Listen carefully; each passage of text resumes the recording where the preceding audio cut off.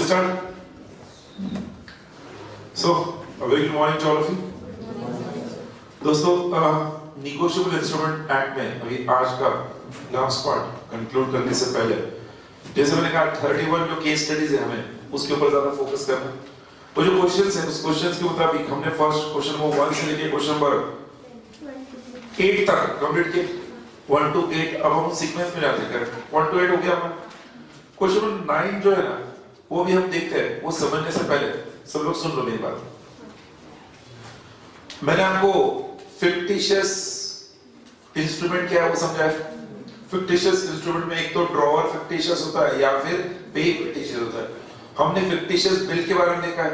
एक एचडीसी को bill fictitious होने के बाद भी एचडीसी को प्रिविलेज होता है अगर एचडीसी ने ये साबित कर दिया कि जो signature of the suppose drawer है एंड फर्स्ट एंडोर्समेंट है वो सेम हैंडराइटिंग में है। तो याद है क्या क्वेश्चन नंबर 10 जो है ना 10 क्वेश्चन नंबर 10 को लेकर हमने डिस्कशन किया था कि signature of the supposed drawer and the first endorsement must be the same handwriting. तो एक चीज पहले तो आपको बता दूं कि फिक्टिशियस बिल क्या है वो हमने डिस्कस किया। फिर हमने ये डिस्कस किया है फोर्जरी क्या है। फोर्ज इंस्ट्रूमेंट में एचडीसी को कोई बेनिफिट होता नहीं है। Forgery is a crime. एक चीज जो मैं आपको बताना चाहता हूं वो ये है protection to a paying bank and a collecting bank. Protection to a paying banker and a collecting banker. मतलब क्या है? ये चेक के केस में होगा। पेइंग बैंकर मतलब क्या? जिस बैंक ने पेमेंट किया है, ट्रॉय बैंक। कलेक्टिंग बैंकर मतलब कौन? जिस बैंक के अंदर वो चेक डिपॉजिट हुआ था। Protection to a paying banker and a collecting banker. कब वो प्रोटेक्शन होगा पहले वो देखते हैं। तो आपको मुझे बाद में बोलना होगा कि कब प्रोटेक्शन नहीं मिलेगा। Let us understand this. A का जो बैंक अकाउंट है वो आईसीआईसीआई में है। ए ने एक चेक बी को दिया है। बी का नाम लिखिए बी और ऑर्डर। चेक पर क्या लिखा है? क्या लिखा है? बी और ऑर्डर लिखा है। सब लोग हैं? बी के बाद दिया। बी का बैंक एचडीएफसी है। कौन सा है? सब लोग हैं? वो चेक जो बी और ऑर्डर के नाम से लिखा है वो चेक सी बी से चुरा लेता है और सी उस चेक पर बी का साइन फोर्ज करता है। बी का साइन फोर्ज करता है और बी के साइन के आगे सी अपना नाम लिखता है। सी अपना नाम लिखता है। अरे बोलो। एंड सी वो चेक अपने बैंक में एसबीआई में स्टेट बैंक ऑफ इंडिया में वहां पर डिपॉजिट करता है। अब ये चेक दिया किसने तक? किसके नाम से? बी और ऑर्डर के नाम से। ये अकाउंट बी चेक नहीं था, क्रॉस चेक नहीं था, बी और ऑर्डर। तो ये फर्दर एंडोर्स हो सकता है। सी ने क्या कर दिया? बी से वो चेक चुराया और उस चेक के पीछे बी का साइन फोर्ज किया, अपना नाम लिखा और अपने बैंक में डिपॉजिट जमा कर दिया। अब आईसीआईसीआई बैंक के पास ये चेक क्लियरिंग मिला है बिकॉज एसबीआई में जैसे जमा हुआ एसबीआई ने वो चेक क्लियरिंग हाउस में भेज दिया। क्लियरिंग हाउस ने आईसीआईसीआई के पास भेज दिया। आईसीआईसीआई बैंक के अंदर जो आईसीआईसीआई बैंक का मैनेजर था उसने उस चेक पर किसका सिग्नेचर देखना जरूरी? ए का। उसने देखा ए का सिग्नेचर वैलिड है। उसने चेक का कंफर्मेशन दे दिया। Cheque is valid, you can make the payment. अरे बोलो। जैसे पेमेंट क्लियरिंग हाउस ने कर दिया वो एसबीआई के तहत सी के बैंक अकाउंट में जमा हो गया। SBI is the collecting bank.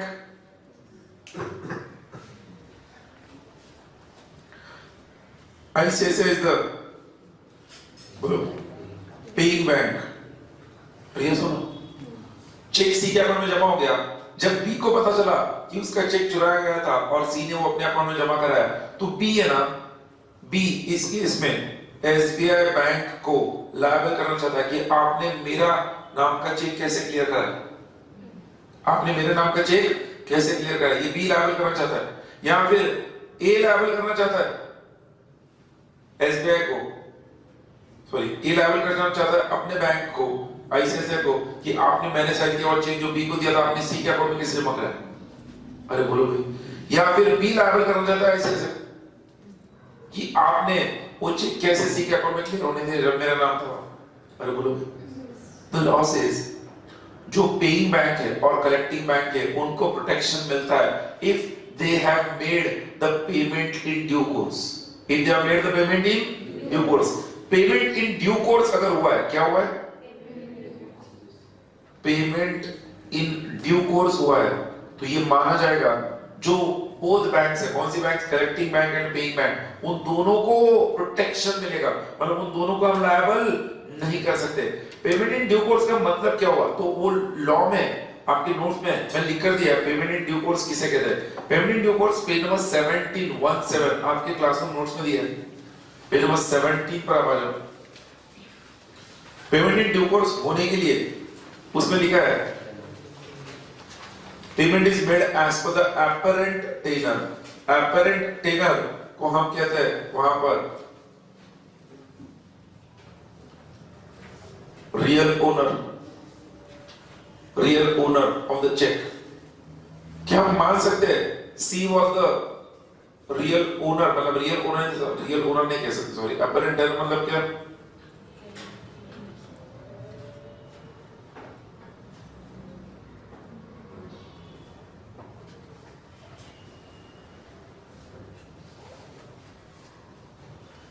उसका उसके पास होल्डिंग या पोजीशन था, ये सुनो, payment is made in good faith, payment is made without negligence, payment is made to the holder, payment is made in money only.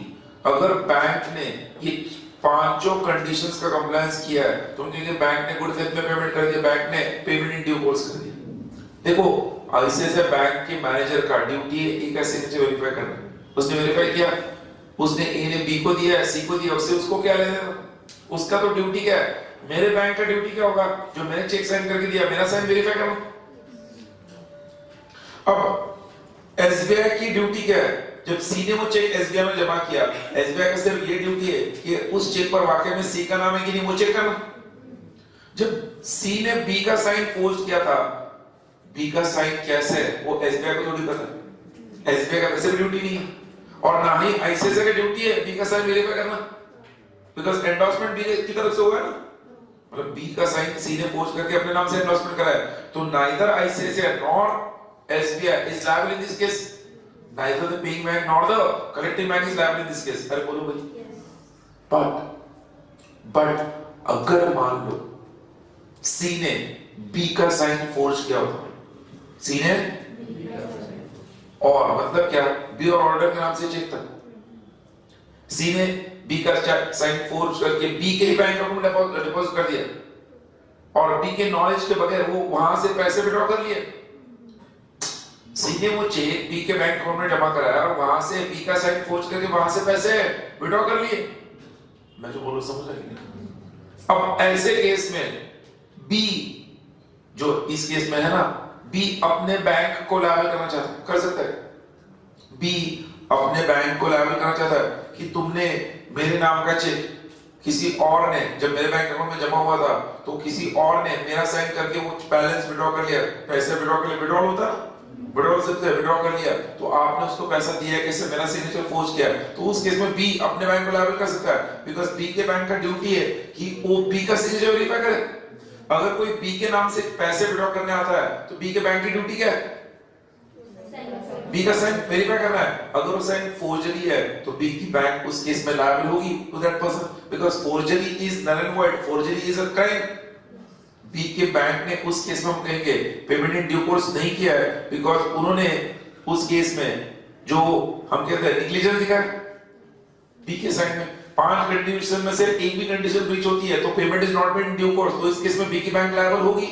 मैंने आपको क्या कहा, बी की बैंक के अंदर वो चेक जमा किया गया सी की तरफ से, हुआ यू, सी ने, अभी नया सिचुएशन बता रहा हूं, सी ने जो अभी बताया, सी ने ए के ऊपर इंड्यूसमेंट किया, ए को इंड्यूस किया, और उससे धोखे से एक चेक बी और ऑर्डर के नाम से ले लिया, उसको इन्फ्लुएंस करके उसको कहा तो बी और ऑर्डर के नाम से चेक दे दे। सी को कहीं पर पार्टी में आना नहीं था और उसने वो चेक बी के अकाउंट में जमा करके बी का सिग्नेचर फोर्ज करके वो चेक का बैलेंस जितना भी था वो विड्रॉ भी कर लिया। अरे बोलो भाई, तो ऐसे केस में बी की बैंक इज एट फॉल्ट। अरे बोलो भाई, सब लोग समझ रहे पक्का? हाँ, तो paying bank and collecting banker को प्रोटेक्शन मिलता है, बट फोर्जरी के केस में प्रोटेक्शन नहीं मिलेगा। उस बैंक को अगर उसी के कस्टमर का साइन फोर्ज हुआ और उसने पेमेंट किया तो नंबर वन। अरे यस और नो, सब लोग समझ गए? अगर आईसीआईसीआई बैंक में एक का साइन फोर्ज होता और वो चेक बी और ऑर्डर का होता तो आईसीआईसीआई बैंक उस केस में लायबल होती, बिकॉज़ आईसीआईसीआई बैंक ने अपने कस्टमर का चेक का साइन वेरीफाई करना जरूरी था। अरे है कि नहीं सब लोग? तो वही तो मुझे बताना है। क्वेश्चन नंबर 9 में आ जाओ, जो आपका केस स्टडी है ना, उस केस स्टडी के क्वेश्चन नंबर 9 में क्या लिखा है वही तो समझाने के सब समझा रहा हूं मैं। सर डायग्राम ड्रॉ करना है। क्या लिखा है? A induced B by fraud. किसने किस पर प्रभाव लाया? ए ने बी पर। Induced B by fraud to draw a cheque payable to C और ऑर्डर। यहां पे उल्टा हुआ, तो मैं कहूंगा ए ने बी को इंड्यूस किया है और स्क्रीन पे देखो बी ने चेक ड्रॉ किया है किसके नाम से? सी और ऑर्डर के नाम से। जो चेक एक्चुअली ए के नाम से आना चाहिए था, बट डी ने बी को क्या कहा? तो सी और ऑर्डर के नाम से दे दे। सी को पता है क्या ऐसा कोई चेक बी ने दिया है? सी को पता है? नहीं। अरे सी को नहीं पता ना, क्योंकि ए ने बी को कहकर सी और ऑर्डर के नाम से चेक किया है। शुरू बोलते सर ऐसा वो क्यों करेगा? भाई उसको वो चेक का पैसा विड्रॉ किया हुआ जानना नहीं है। It doesn't want to be in picture. आगे बढ़ो। A obtained the cheque. A ने वो चेक बी से लिया। अरे बोलो, फोर्ज्ड क्या दिया? Forged C's endorsement and collected proceeds to the check through his bankers। मतलब ए ने वो चेक पर सी का सिग्नेचर फोर्ज किया और सी के ही बैंक से वो पैसा विड्रॉ कर लिया। अरे बोलो, सब लोग हैं पक्का? अब आगे, decide in the light of provisions of negotiable instrument act whether B the drawer can recover the amount of check from C's banker। C के बैंकर से क्या वो पैसा रिकवर कर सकता है क्या? C की बैंकर की गलती हुई है। B का कहना था तो C के बैंक को मैंने तो C के नाम से चेक दिया था, आपने किसी और पर्सन A को कैसे दे दिया? आपकी गलती हुई। अरे बोलो ना। अब ऐसे केस में whether the drawer can recover the amount of check from C's banker, the law says yes, because C का सिग्नेचर क्या हुआ था? फोर्ज हुआ था, फोर्जरी हुआ है। तो उस केस में बैंक को प्रोटेक्शन मिलेगा नहीं। अरे बैंक को प्रोटेक्शन मिलेगा क्या? नहीं मिलेगा ना, बैंक से गलती हो गई। आगे, weather C is a fictitious पे, नो भैया सी का बैंक अकाउंट था, उस बैंक अकाउंट में चेक जमा हुआ, वहां से पैसा विड्रॉ किया गया, तो सी फिक्टिशियस कैसे होगा? C is a person in existence. हाँ, बट फिर उन्होंने तीसरा क्वेश्चन पूछा है, will your answer be still same in case C is a fictitious person? अगर सी कोई पर्सन में एग्जिस्टेंस होता ही नहीं तो उस केस में पहले क्वेश्चन का आंसर होता no, B can not make C is banker liable because C कोई पर्सन है ही नहीं। अरे बोलो, फिर सेकंड क्वेश्चन का आंसर होता whether C is a fictitious payee, उन्होंने ऑलरेडी दिया आंसर यस। उन्होंने क्या पूछा? Will your answer be still the same in case C is a fictitious person? अगर सी फिक्टिशियस पर्सन होगा तो उस केस में हमारा आंसर बदल जाएगा, बिकॉज़ सी कोई पर्सन इन एग्जिस्टेंस है ही नहीं, तो सी का कोई बैंक अकाउंट होने का सवाल ही नहीं आता है। तो उस केस में बी का कोई सी का बैंक अकाउंट ही नहीं है, तो सी की बैंक लायबल कैसे होगी? तो इसलिए whether B can recover the amount from check from C's bank, the answer is no, in that case he cannot recover because C is a fictitious person। अरे बोलो, सब लोग हैं क्या? I request you all, इसके जो answer दिए ना आपके नोट्स में, आंसर्स एंड में दिए ना, वहां पर आंसर एक बार पढ़ लो सब लोग क्विकली। आंसर्स केस में पहले से पेज नंबर 27 के एंड में दिया है, 27 and 28 के बिगिनिंग में वो आंसर पढ़ लो सब लोग। I request you all read on your own.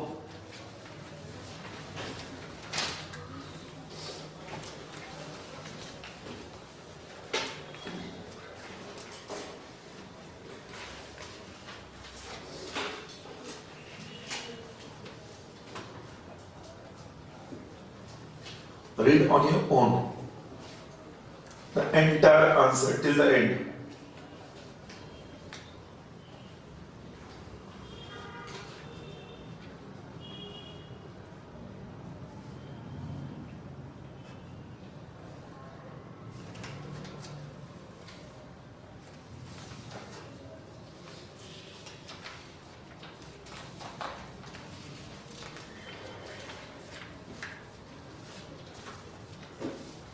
बोलो हाँ।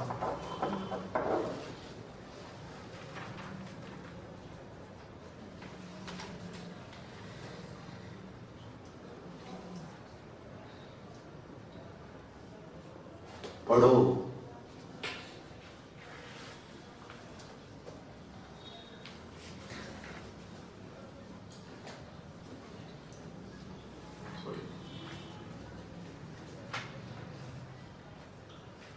बोलो पढ़ा है सबने? अरे जैसे मैंने डिस्कस किया वैसे ही है ना? पक्का? ओके। उसके बाद पेज नंबर 21 पर सब लोग आ जाओ।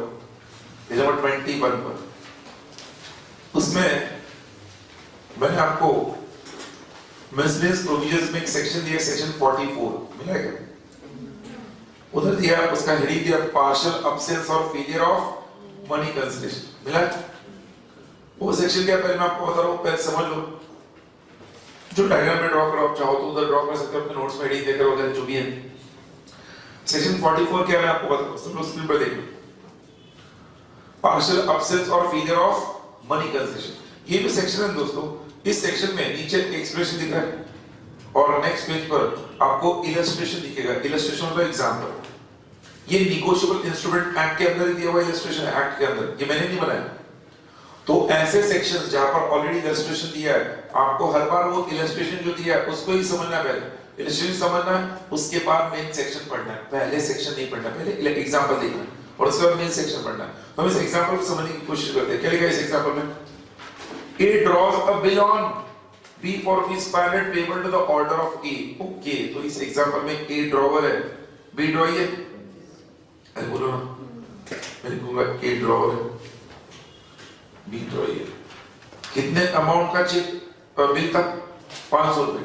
स्क्रीन पर है ना वैसे? आगे बढ़ते हैं। B accepts the bill, B ने एक्सेप्ट करके A को दे दिया। But subsequently dishonors it by non-payment. Due date पर B ने क्या कर दिया? Dishonor कर दिया। आगे A sues B on the bill. B proves that it was accepted for a value as to 400 and as an accommodation to the plaintiff as to the residue, मतलब balance। अच्छा, तो ये हुआ ऐसे होगा। चलो है क्या मेरे साथ? प्लीज ध्यान दो। A ने B के ऊपर 500 रुपए का बिल ड्रॉ किया, B ने एक्सेप्ट करके A को दिया। ड्यू डेट पर बी ने डिसऑनर कर दिया। बी ने डिसऑनर करने पर ए ने बी के ऊपर सूट फाइल किया कोर्ट में। माय लॉर्ड, बी ने डिसऑनर किया, आई वांट मनी।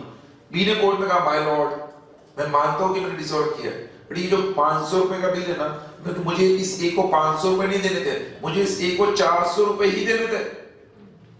ये जो एक्स्ट्रा 100 रुपीस के लिए बिल मैंने जो एक्सेप्ट किया था, वो तो ए के अकोमोडेशन के लिए किया था, मतलब ए के बेनिफिट के लिए किया था। मतलब इस 500 रुपए का बिल जो ए ने बी पर ड्रॉ किया था, उसमें से ए को बी से एक्चुअली लीगली कितना रिकवर करने का राइट था? 400। डेफिनेटली 100 रुपए बी ने ज्यादा एक्सेप्ट इसलिए किया होगा। वो ऐसे होगा, ए ने 500 का बिल भेज दिया, बी ने को बोल दिया अरे भाई 400 का बिल है, तूने 500 भेजा। ए ने कहा तू 500 का एक्सेप्ट कर ले, ड्यू डेट पर 400 ही देना, बिकॉज़ मुझे बिल डिस्काउंटिंग करना है अगर जरूरत पड़े। अरे बोलो, तो बी ने सोचा ठीक है, अगर तू कह रहा है तो मैं 500 का एक्सेप्ट करूंगा, बट मैं 400 दूंगा। ए ने कहा ठीक है, बट बिल तो 500 से एक्सेप्ट हुआ था। अरे ये सुनो, सब लोग है क्या? बट ये बिल तो पूरा की पूरा डिफॉल्ट हो गया। बी ने डिसऑनर कर दिया। बी ने डिसऑनर करने पर ए बी के ऊपर पूरे 500 के लिए क्लेम करता है। बी कोर्ट में कहता है माय लॉर्ड, मेरा लायबिलिटी 400 ही था, सो तो उसके अकोमोडेशन के लिए मैंने ज्यादा एक्सेप्ट किया। अगर ऐसा प्रूव हो गया कि 400 के लिए वो क्या था, बिल था, और the balance was for accommodation, तो ऐसे केस में now A can recover only rupees 400 from B. A can recover only rupees 400 from B. अब सुनते सर इसमें खास बात क्या है? इसमें खास बात ये है, भले बिल 500 का था, A B से सिर्फ 400 रिकवर कर सकता है, तो खास बात क्या है? A रिकवर कर सकता है। अगर A ने ये बिल आगे C को दिया होता, C ने गुडविल में लिया होता बिफोर मैच्योरिटी फॉर कंसेशन, तो C B से पूरा 500 रिकवर कर पाता। बी सी को ये नहीं कह पाता कि मैंने 400 के लिए बिल एक्सेप्ट किया था ए के लिए, मुझे क्या पता वो तुम्हें एंडोर्स करेगा। सी कहेगा बी को तुम और वो तुम्हारा होल्डर, तुम दोनों देखो, मैं एचडीसी हूं, मैं तो पूरा अमाउंट रिकवर करूंगा। बट यहां पर ए पूरा अमाउंट रिकवर नहीं कर सकता है, because A himself is a immediate party in relation to B. A is in relation to B ना? अरे A and B दोनों ओरिजिनल पार्टीज हैं। अरे ये सुनो, उसी ने तो सेक्शन 44 है। सेक्शन 44 इमीडिएट रिलेशनशिप को लेकर है। प्लीज सेक्शन 44 का हेडिंग क्या दिया है? हेडिंग पढ़ो, क्या लिखा है? Partial absence. हमारे एग्जाम में कितना अब्सेंस था? 100 रुपए की। और failure of money consideration 100 rupees की लेता ना? पढ़ो मेरे साथ लाउडली, क्या लिखा है? वो थ्योरी पढ़ो। When the consideration for which a person signed a promissory note, bill of exchange or check consisted of money and was originally absent in part or as subsequently paid in part, the sum which a holder standing in immediate relation with such signer is entitled to receive from him is proportionately reduced. मतलब जितना absence in part था उतने के लिए वो reduce होगा। और ये सुनो, अब ये immediate relation क्या है वो नीचे लिखा है, पढ़ो। The drawer of a bill of exchange stands in immediate relation with the acceptor.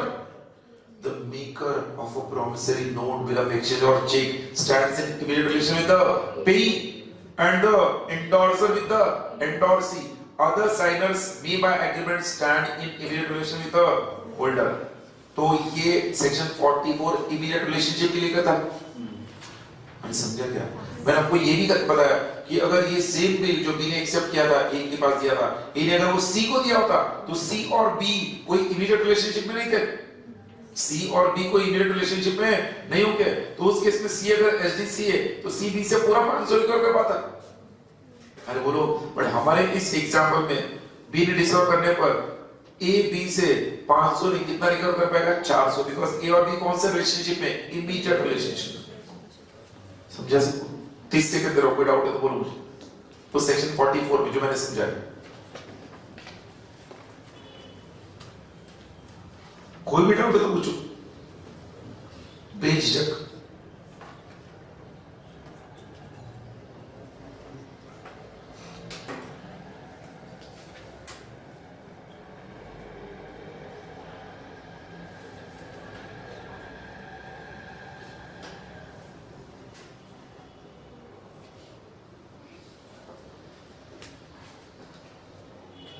पढ़ो आगे। हाँ, that is always there बेटा। ये तो आपने इंडियन कॉन्ट्रैक्ट में पढ़ा है। It has got nothing to do with negotiable instrument act। शायद आपसे क्वेश्चन अगर एक का डेथ हुआ तो क्या हो? भाई हमने अपने इंडियन कॉन्ट्रैक्ट एक्ट में पढ़ा है, एक व्यक्ति का डेथ हो गया तो उसके सारे असेट्स एंड लायबिलिटीज उसके लीगल एसेट्स को सक्सेड होते हैं। तो ये ए के पास जो बिल है ये उसका एसेट है, तो बाय डिफॉल्ट लीगल एसेट हो जाएगा। बट वो रिकवर कितना कर पाएंगे? सिर्फ 400। सी ए के जो राइट्स है वही लीगल एसेट के पास है। That's the point. Legal SDC नहीं होते, उनके पास वो ट्रांसफर होके नहीं आया, समझ रहे? सक्सेशन से आया। पढ़ो आगे। तो मैं चाहता हूं अगर आपको ये समझा है तो पेज नंबर नेक्स्ट 23 पर आओ। हमने क्वेश्चन नंबर 9 तो किया, क्वेश्चन नंबर 10 हमारा हुआ है। क्वेश्चन नंबर 11 का डायग्राम ड्रॉ करके आंसर लिखने के लिए मैं आपको 2 मिनट दे रहा हूं। 2 मिनट सबको आना चाहिए। जिसको नहीं आएगा ना समझना उसको सेक्शन 44 नहीं समझा। क्वेश्चन नंबर 11 एग्जैक्टली 2 मिनट में करना है।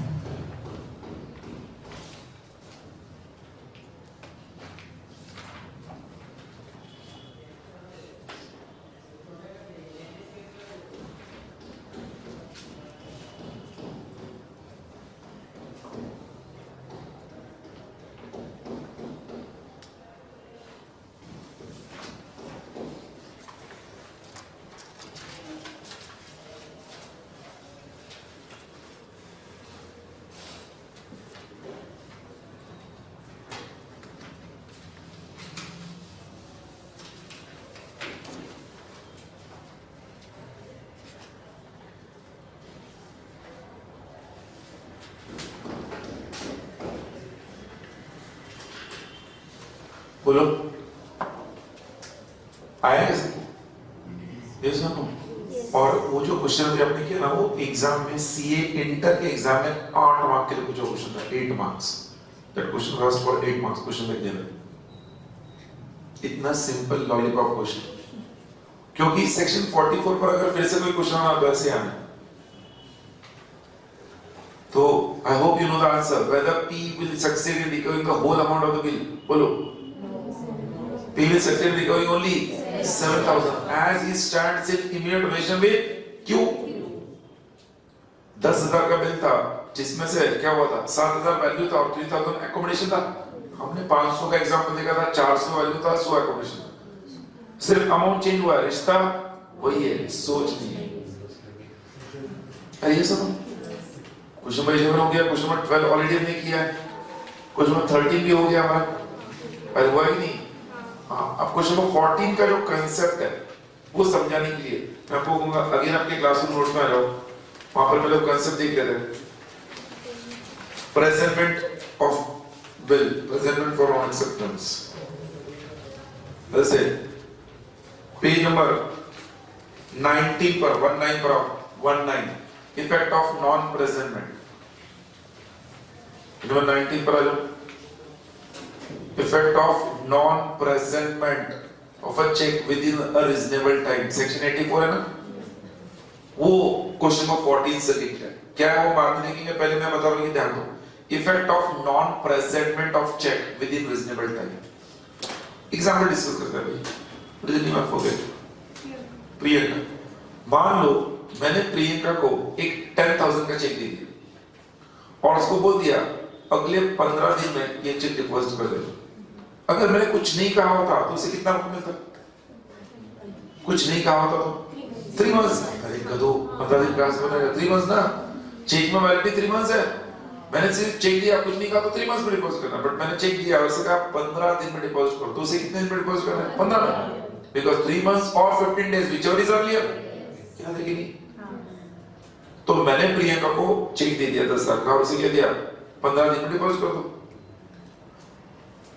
18th डे को, चेक मिलने के 18th डे को प्रियंका बैंक में गई चेक एनकैश कर, वो चेक ऑर्डर चेक था उसके नाम से, सीधा ऑर्डर चेक और मेरा चेक करने का रहता काउंटर बैंक।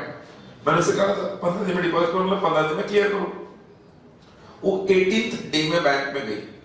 जब 18th डे बैंक में गई तो उसे पता चला बैंक 2 दिन पहले ही इंसॉल्वेंट हो गया।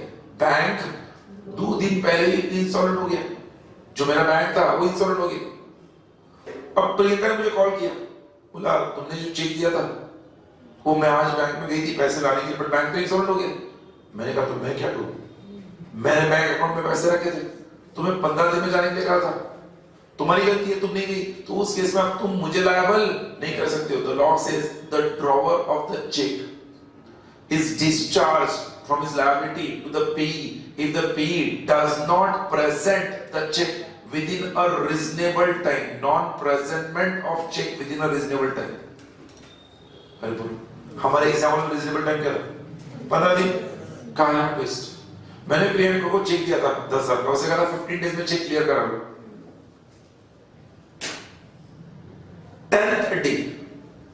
10th डे उसको देने चेक देने के 10th डे बाद ही बैंक इंसॉल्वेंट हो गई। 10th डे बाद इंसॉल्वेंट हो गई। 13th डे को वो बैंक में गई, पता चला बैंक इंसॉल्वेंट है, बैंक का सारा बैंक अकाउंट सब आदमी ने सील किया हुआ। Now in this case whether I am discharged from my liability to Priyanka, the law says no, because मैंने उसे 15 दिन का वक्त दिया था, बैंक 10th डे पे इंसॉल्वेंट हुई है, मतलब she has a right, she can go anytime before 15 days.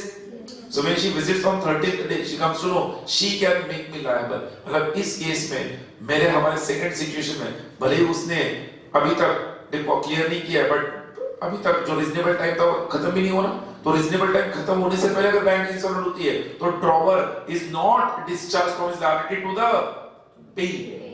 Drawer is not discharge from his liability to the payee.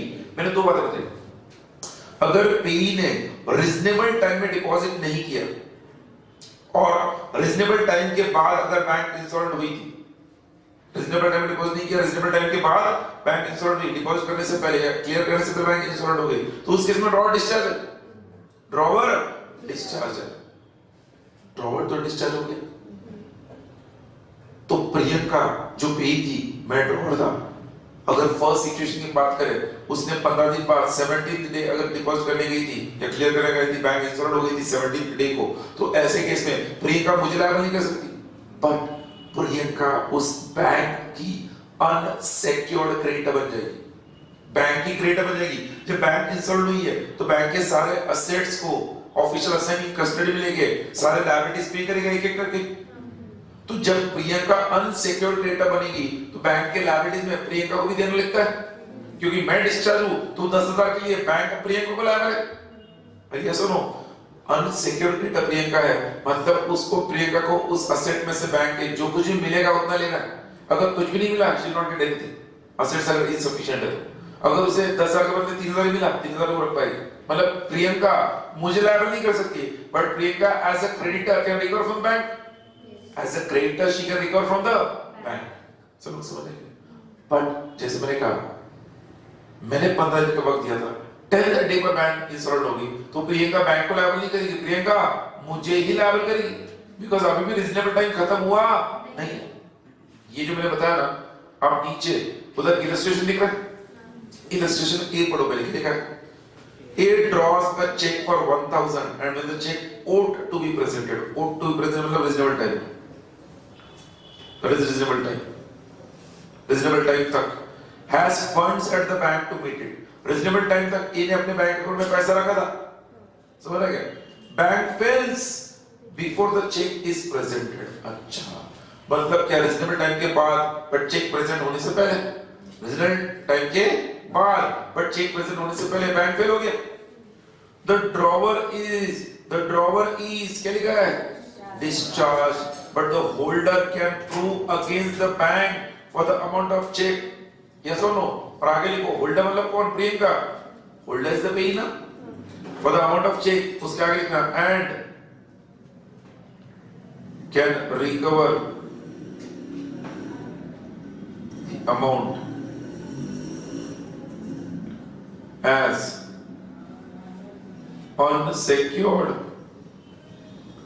creditor of the bank,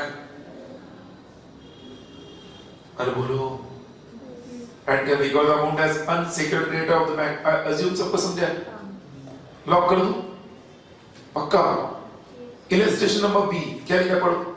A draws a check at Umbala on a bank in Calcutta। A draws a check at Umbala, जगह का नाम है, bank in Calcutta। The bank fails before the check could be presented in the ordinary course। अच्छा, मतलब reasonable time से पहले bank fail हो गया।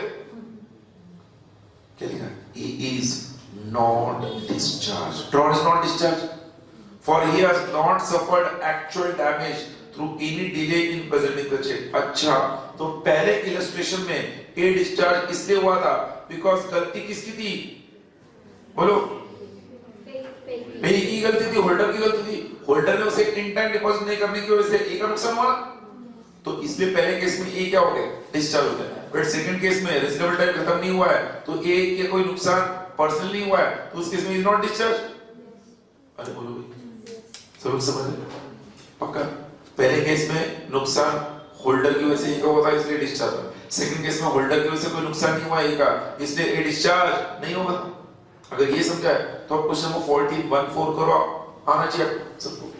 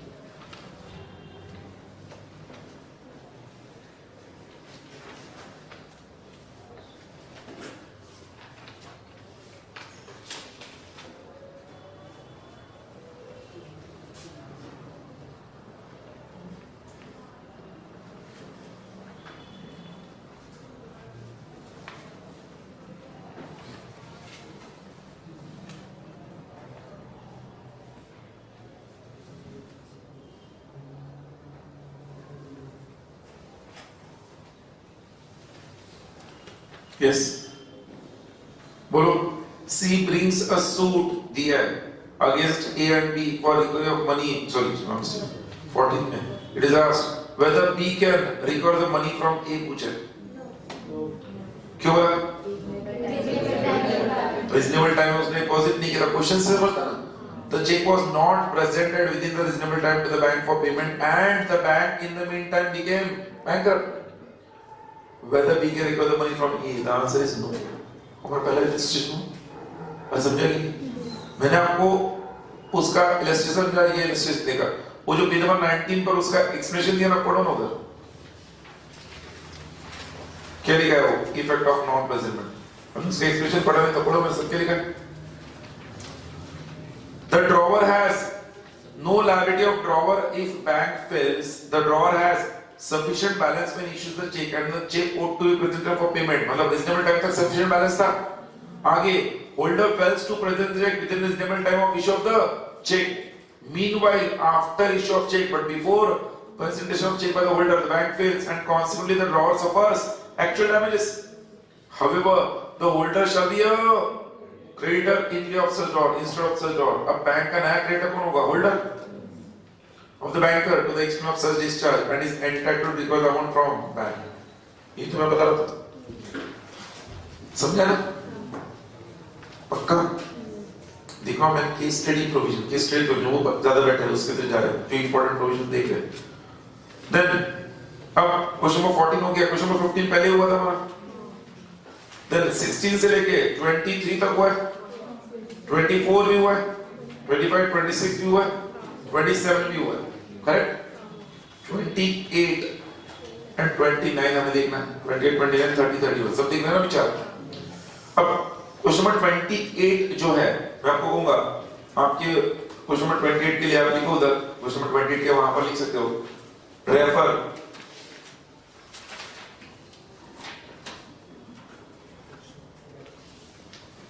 section 40, refer section 4040 page 20, refer section 4040 page 20.